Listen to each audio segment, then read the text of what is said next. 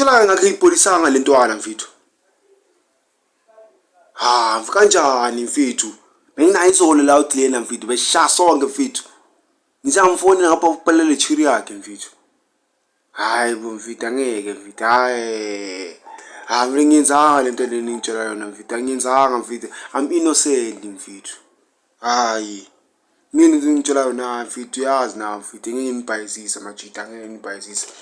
Yabona nje mina mfethu ngumuntu nje owenza into zakhe mfethu nesikhathi sakhe mfethu. I don't have time ukuthi lokhu ngibusy ngibulala abantu mfethu. I don't have that in me.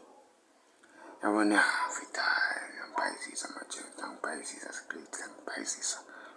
Ngoba manje nangibhayisisa majita. Ngiyabhayisisa. Like for